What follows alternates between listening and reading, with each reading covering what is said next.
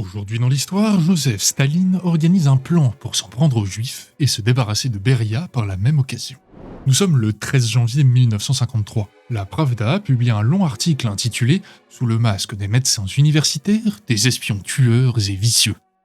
Cet article dénonce un soi-disant complot de bourgeois sionistes qui aurait été organisé par l'Organisation juive internationale bourgeoise nationaliste et aurait été financé par la CIA. Les médecins inculpés, tous juifs, sont accusés d'avoir empoisonné plusieurs membres du Parti communiste et seraient au service d'Israël, pays allié des États-Unis. Parmi les médecins inculpés se trouve le médecin personnel de Staline, Vinogradov, et le médecin-chef de l'armée soviétique, Miron Vovsi. Et au-delà de ces deux personnalités, ce sont pas moins de 37 médecins et pharmaciens, pour la plupart juifs, qui sont arrêtés le 13 janvier, et le chiffre monte rapidement à plusieurs centaines d'arrestations à la fin du mois. L'objectif de ce grand complot organisé est double.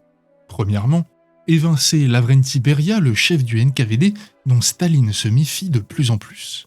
Organiser un complot dont il n'aurait pas eu vent suffirait à justifier son éviction du pouvoir. Deuxièmement, après avoir arraché de faux aveux aux médecins sous la torture, Staline prévoit de les faire pendre sur la place rouge, en public, pour susciter des pogroms dans l'ensemble de l'URSS. À la suite de quoi, un appel spontané de personnalités juives du RSS lui permettrait d'annoncer vouloir protéger les croyants de cette foi en leur offrant un asile à l'est du pays dans un oblast entier.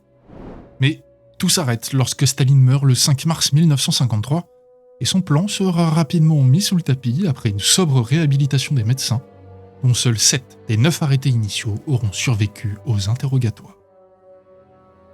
À demain pour un autre événement historique.